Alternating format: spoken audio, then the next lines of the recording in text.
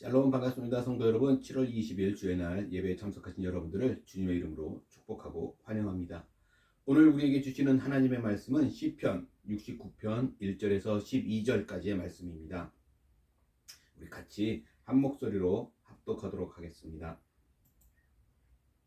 시작. 하나님이여 나를 구원하소서. 물들이 내 영혼에까지 흘러 들어왔나이다. 나는 설 곳이 없는 깊은 수렁에 빠지며 깊은 물에 들어가니 큰 물이 내게 넘치나이다. 내가 부르짖음으로 피곤하여 나의 목이 마르며 나의 하나님을 바라서 나의 눈이 쇠하였나이다. 까닭없이 나를 미워하는 자가 나의 머리털보다 많고 부당하게 나의 원수가 되어 나를 끊으려 하는 자가 강하였으니 내가 빼앗지 아니한 것도 물어주게 되었나이다. 하나님이여 주는 나의 우매함을 아시오니 나의 죄가 주 앞에서 숨김이 없나이다. 주 만군의 여호와여 주를 바르는 자들이 나를 인하여 수치를 당하게 하지 마옵소서. 이스라엘의 하나님이여 주를 찾는 자가 나로 말미암아 욕을 당하지 않게 하옵소서. 하지 마옵소서. 내가 주를 위하여 비방을 받았사오니 수치가 나의 얼굴에 덮였나이다. 내가 나의 형제에게는 객이 되고 나의 어머니의 자녀에게는 낯선 사람이 되었나이다.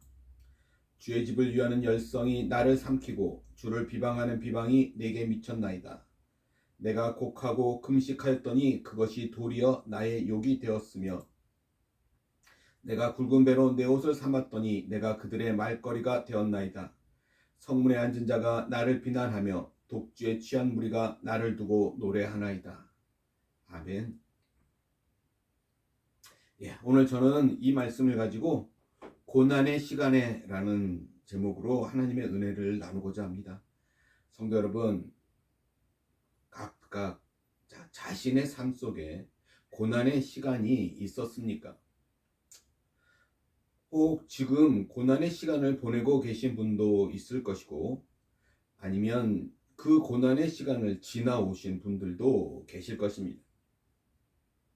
그러나 그 고난의 시간이 없었던 분은 아무도 없을 거예요.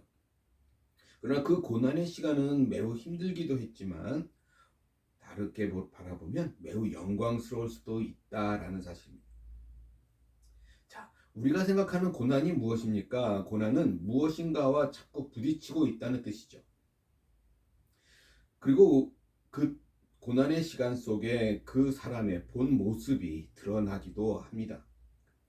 그래서 우리는 그 고난에만 집중하는 것이 아니라 그 속에서 자신의 본 모습을 발견할 수 있어야 한다라는 것입니다. 더 간절히 소원하는 건 물론 우리 하나님은 전능하시기에 그의 자녀된 우리들이 기도할 때 우리의 고난이 좀 바로바로 풀렸으면 좋겠습니다. 그런데 그렇지 못할 때가 많죠. 오늘 시편도 다윗의 시로 알려져 있습니다. 자, 오늘 시편은 이 다윗이 많은 고난을 당하면서 그 속에서 기록한 것으로 우리가 볼 수 있어요. 기도로 그 고난이 바로 풀린 것이 아니었음을 볼 수 있습니다. 자, 우리가 알다시피 다윗은 총 74편의 시를 썼습니다.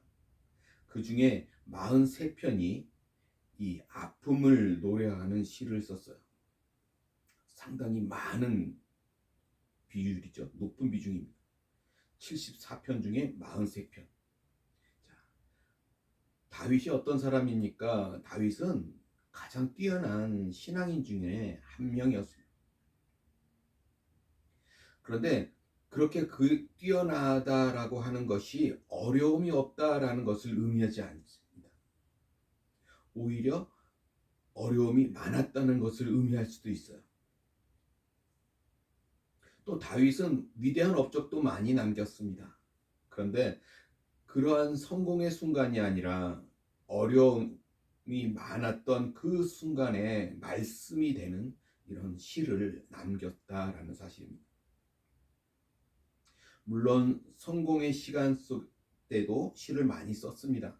그러나 고난 가운데 쓴 시가 다수의 말씀이 되었다라는 사실이죠. 그가 고난 속에 있을 때 하나님께서 더욱 깊이 함께 하셨다라는 것을 오늘 우리가 말씀을 통해서 한번 살펴보려고 합니다. 자, 오늘 1절 말씀을 다시 한번 볼까요? 이렇게 기록합니다. 하나님이여 나를 구원하소서. 물들이 내 영혼에까지 흘러 들어왔나이다. 하나님이여 나를 구원하소서라고 말하고 있습니다. 이 시인은 고난 속에서도 하나님을 찾고 있었습니다. 하나님의 구원을 간구하고 있는 거예요. 이것이 중요한 사실이죠. 고난에 처했을 때 하나님을 찾고 있어야 한다라는 것입니다.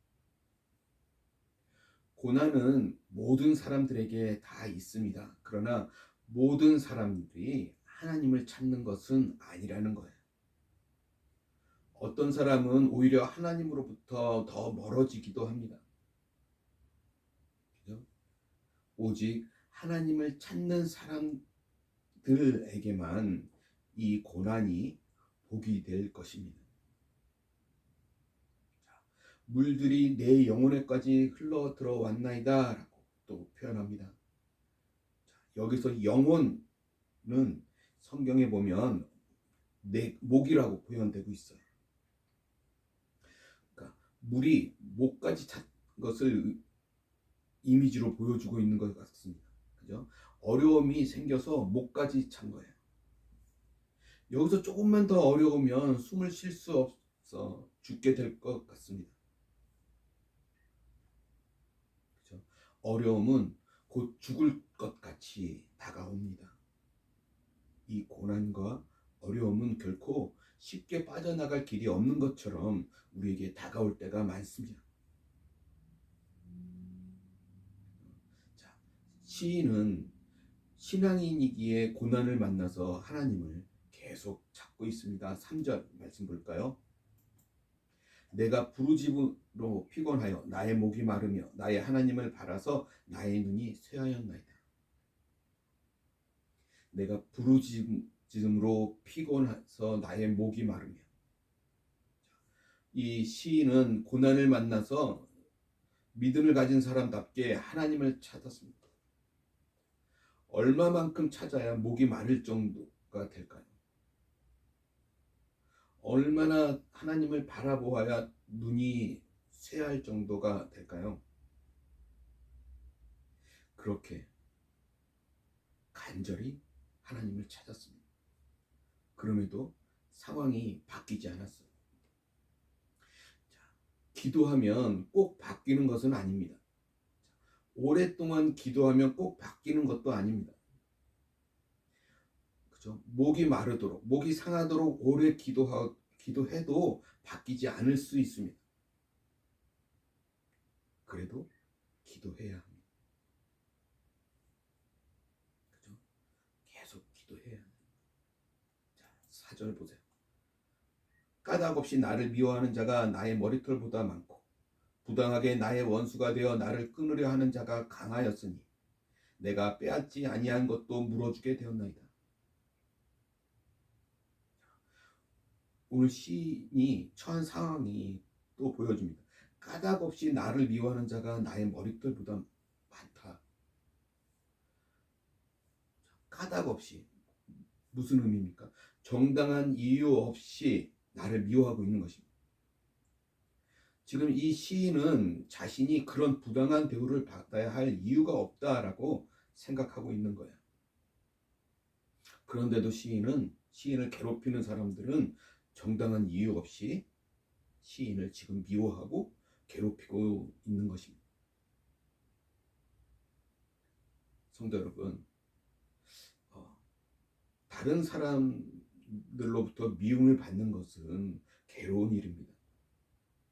그런데 수많은 사람의 미움을 받으면 더욱더 괴로울 거예요. 시인은 다윗은 어떤 사람이었어요? 낮은 자리에서부터 높은 자리에까지 올라갔던 사람입니다. 그래서 더욱더 까닭없는 미움과 괴로움이 많았을 것입니다. 그런데 사실 까닭 없는 것이 있겠습니까? 그렇죠? 정당하지 않을 이유가 있을 뿐이지 실제로는 수많은 이유로 이 시인을 미워하고 있었을 것입니다. 내가 괴로움을 당하는 이유가 정당하지 못하면 그것 때문에 괴로워할 필요가 없다라는 것입니다. 내가 당하는 이 아픔과 이 고난이 내가 잘못해서 생긴 정당한 이유가 있다면 그때는 아파하고 그것을 고쳐 나가야 하는 것이죠. 그러나 나의 문제가 아니라 악한 영이 괴롭히기 위해, 그죠? 정당한 이유도 없이 괴롭히는 것이라면 그것을 우리는 두려워할 필요는 없습니다. 오늘 시인에게 고난이 많이 있었습니다. 그래서 시인은 계속 기도하고 있는 것이죠. 그럼에도 고난이 계속 이어지고 있습니다. 그래서 계속 기도하는 거예요. 기도가 줄어들지 않았습니다. 끝내 이 시편이 나오기까지 기도한 것입니다. 고난이 없었으면 이 시편은 어쩌면 나올 수 없었을 것입니다. 그죠? 고난이 말씀이 된 것입니다. 위대한 순간이 된 거예요. 그런데 오늘 본문 말씀을 또 자세히 보면 이 시인에게 고난은 아픔도 문제였지만 더욱더 큰 문제는 뭐였습니까? 수치였어요. 자신이 당하는 수치. 6절 말씀을 보면 이렇게 기록합니다. 주 만군의 여호와여, 주를 바라는 자들이 나를 인하여 수치를 당하게 하지 마옵소서. 이스라엘의 하나님이여, 주를 찾는 자가 나로 말미암아 욕을 당하게 하지 마옵소서. 주 만군의 여호와여, 주를 바라는 자들이 나로 인해서 수치를 당하게 하지 말라고 말합니다. 오늘 시인은 믿음의 사람이었습니다. 늘 항상 하나님을 찾았던 사람이에요. 사람들이 그것을 잘 알고 있었습니다. 그런데 지금 이 시인이 환난을 당하고 있는 거예요. 그러자 믿지 않는 사람들, 불신앙의 사람들은 그것을 빌미로 해서 그 시인을 조롱하고 있는 것입니다. 시인은 자신이 그런 조롱을 받음으로 인해서 다른 믿음의 사람들도 조롱을 받게 될까봐 걱정하고 있는 것이죠. 지금 그 말씀 7절, 내가 주를 위하여 비방을 받았사오니 수치가 나의 얼굴에 덮였나이다. 내가 주를 위하여 비방을 받았사오니 라고 말합니다. 시인은 주의 영광을 위해 수치를 받았습니다. 그것이 구체적으로 무엇인지는 모릅니다. 그러나 신앙인은 주의 영광을 위해 어떤 욕을 들을 때가 있다라는 것이죠.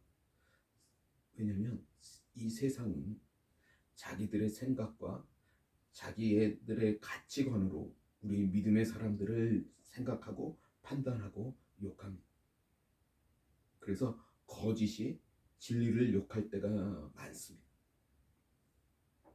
자, 8절 보세요. 내가 나의 형제에게는 객이 되고 나의 어머니의 자녀에게는 낯선 사람이 되었나이다.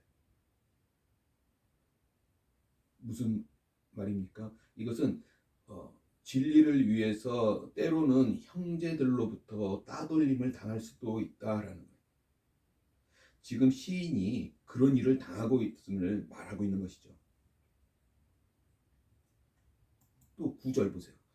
주의 집을 위하는 열성이 나를 삼키고 주를 비방하는 비방이 내게 미쳤나이다.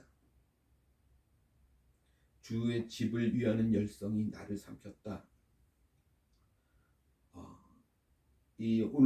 다윗은, 이 시인은 성전을 짓기 위한 대단한 열심을 가지고 있었던 사람입니다.